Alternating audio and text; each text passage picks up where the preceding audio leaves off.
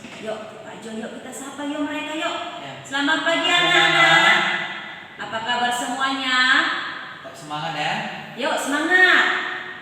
Materi kita untuk kelas 9 minggu ini adalah perulangan atau looping. Nah, tentunya anak-anak sudah pernah dengar yang namanya perulangan. Kalau dinamakan perulangan, berarti dia itu lebih daripada satu kali. Nah, apa sih yang diulang? Baris programnya itu akan diulang beberapa kali. Jenis perulangan pada Pascal ada 3. Yang pertama struktur for, yang kedua struktur while, dan yang ketiga struktur repeat. Hari ini kita masih membahas perulangan for, di mana perulangan for itu ada 2. Yang pertama for menaik atau ascending, sering disebut positif. Kenapa dia disebut positif? Karena menghitung dari kecil ke besar dengan pernyataan yang dipakai for to do. Kita lihat bentuk umumnya. For diikuti nama variabel, titik 2 sama dengan nilai awal to, nilai akhir do.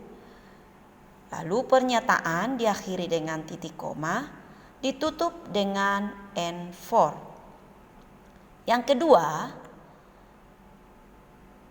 for menurun atau descending, sering disebut negatif.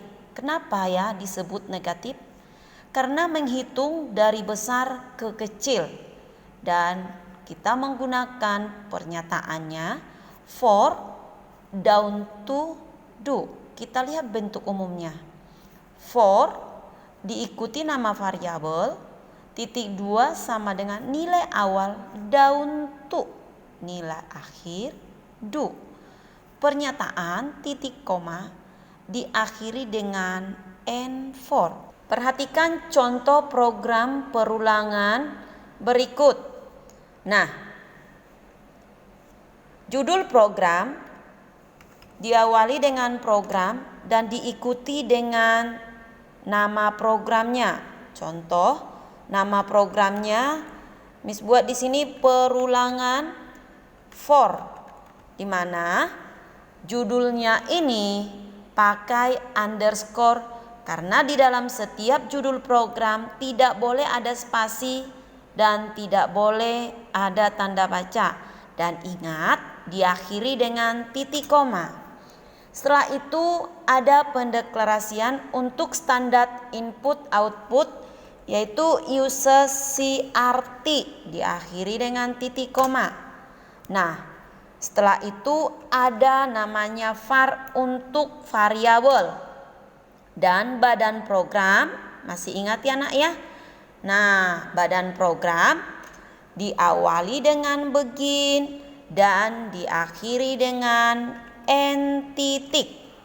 Nah, sekarang kita buat perulangan for menaik, berarti dari kecil ke besar. Ingat, dari kecil ke besar perulangannya adalah positif. Kembali ke pembahasan bentuk umum. Bentuk umumnya for diikuti nama variabel, titik 2 sama dengan nilai awal to, nilai akhir do. Oke, variabelnya kita buat 1x. Kita sepakati 1x. Ingat, untuk tipe data semua perulangan harus bertipe integer. Karena perulangan itu tidak ada setengah, tidak ada desimal. Pasti dia diulang dengan bulat. Nah, sekarang masuk kita ke bentuk umum. For diikuti nama variabel X. Lalu titik 2 sama dengan nilai awalnya. Kita mau cetak 1 sampai 10. nilai awal 1, tu, nilai akhirnya 10, du. Nah, kita cetak nilainya 1 sampai 10. Diapit dengan begin n titik koma. Untuk mencetak, anak-anak masih ingat ya? Apa untuk mencetak? Iya, benar sekali. Write, ln atau write. Nah, diikuti dengan kurung, titik koma. Siapa mau kita cetak? Yang mau kita cetak nilai si X. Nilai si X itu apa? 1 sampai 10. Maka panggil di sini X. Setelah itu, untuk menahan hasil atau tampilan output, masih ingat? Yaitu read. Iya, benar sekali. Read key, titik koma. Lalu kita tes. Setelah kita simpan, tes hasilnya, execute, perhatikan hasil. Dia sudah mencetak 1 sampai dengan 10. For X dari 1 sampai dengan 10. Dari kecil ke besar, makanya disebut perulangan positif. Perhatikan perulangan for menurun atau for negatif. Nah, for negatif dari besar ke kecil. Nah, kita lihat contoh ini.